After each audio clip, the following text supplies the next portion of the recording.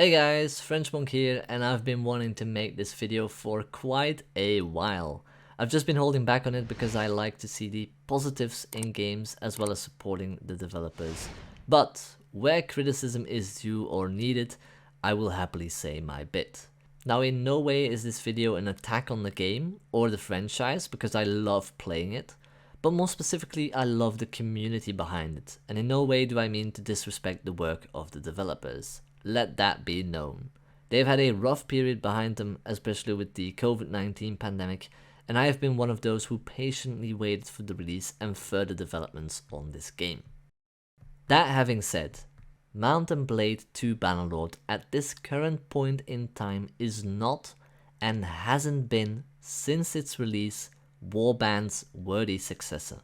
Not by a long shot, and this for various reasons.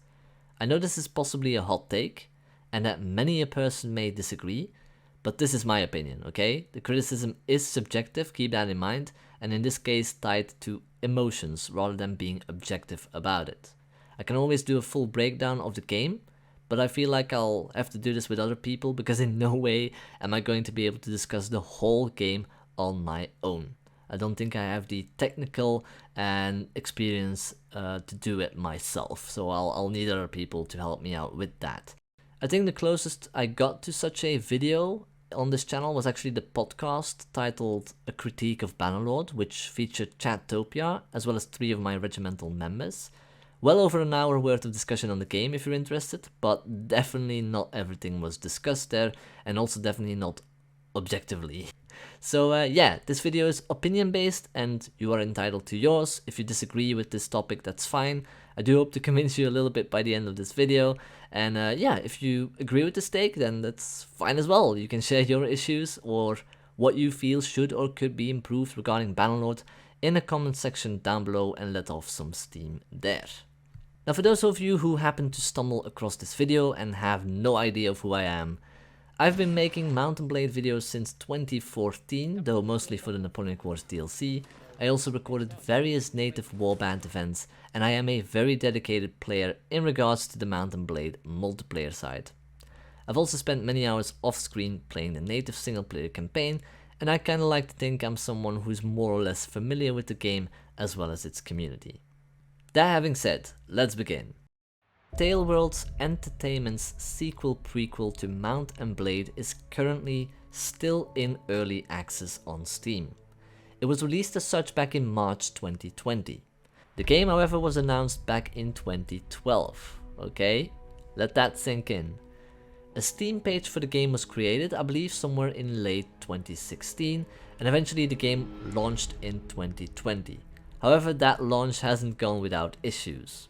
Frequent crashes, performance issues during specific parts of the game, the AI pathfinding, especially in siege battles, with troops not being able to climb up ladders or getting stuck there, as well as a whole lot of glitches. And then my personal beef, because I mostly play multiplayer, the imbalanced factions during skirmish and captain mode games. The former being introduced to the game for the more competitive players amongst us, as 2 teams of 6 players battle it out against one another. And then there's also the lack, or should I say complete absence, of private/dedicated servers, of which I have something to say as well.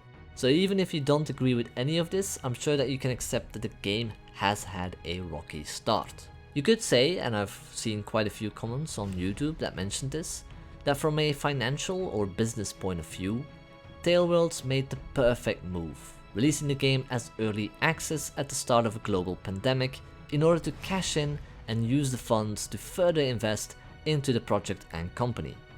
€50 or £40 is quite a lot of money for a copy of this game, especially considering early access, though our expectations were quite high and fed by the long wait. Whether this financial strategy is ethical is a whole other point, and I feel like this topic has been brought up frequently these past few months in regards to companies releasing games in early access whilst the game is still experiencing issues and so on. Or maybe the developers didn't complete the game, or midway through they changed what they wanted to do because it wasn't selling well, and so on. Now, the point of releasing your game as early access should be if you're experimenting or if you are pushing forward a certain game design and that players can already purchase and play your game in its various development cycles, such as pre-alpha, alpha, and or beta. And in this way, you as a developer are able to further work on the game thanks to those funds whilst players are testing these new features. It can be tough, yeah, but releasing the game in this way can actually help the development process, and it will help game developers in making the best version of their game possible. This because of the feedback as well as the suggestions provided by the community. I really do believe in the system of early access, but honestly this is a discussion that I do not want to approach in depth in regards to this video at least, because it is also the responsibility of the early access buyer to understand that when you buy these kind of games, there's also a risk it might never become more than it was intended. Sadly, these things happen. It kinda goes both ways, though in my opinion, early access games offering very early prototypes or something that is many iterations away from what they promised or have shown in trailers is just scammy. Back to Bannerlord, I've seen many a player irritated, enraged, and just straight up disappointed with the current state of the game. And I have had quite a few conversations as well in regards to this topic. Most positive remarks and criticism goes towards the single player side, though in all fairness, it is also the most polished part of the game, even though it still has its fair share of problems. Patience. Now this is a word that has been linked with this game's development throughout the years, even well before its release. I think it's been used so many times that it has kinda... I don't know, I think I should actually try and say this to one of my regimental members, but I honestly think that they're fed up with that word because of it being overused. Wait, That's what this game is doing. Could you repeat that? Because you were talking about snails crossing the road. So you know whenever you go out and you're walking on the pavement and you see like slugs or snails that have tried to make the treacherous journey across a pavement, but they've got stuck out there during the day when it's sunny. Yeah. So they dry out. Hey, game! What they tend to do is just, it seems like they go mad with overheating and just do like a death spiral. Are you comparing the game's progress to that? Yes. I sure am a bit skeptical now whenever I hear that word, in particular to the development of this game. And this is obviously because, well, we're a year after its release, and give or take 9 years after it was announced. And nowadays you'll come across comments on YouTube or other social media like, well, if they didn't release it a year ago, people would have still complained. Now we at least have the ability to help TaleWorlds make Bannerlord the dream game we have always wanted. Or something like, everyone needs to be patient, it will be worth the wait. Or something like, I love the single player game and I don't really care about multiplayer. Or something in the form of, well, we don't want to rush the developers, do we? Like, we saw what could happen if the community pushes them. Obviously you're gonna have people trying to back the developers on one side and then others trying to offer criticism or post long threads on the forums showing their discontent and so on.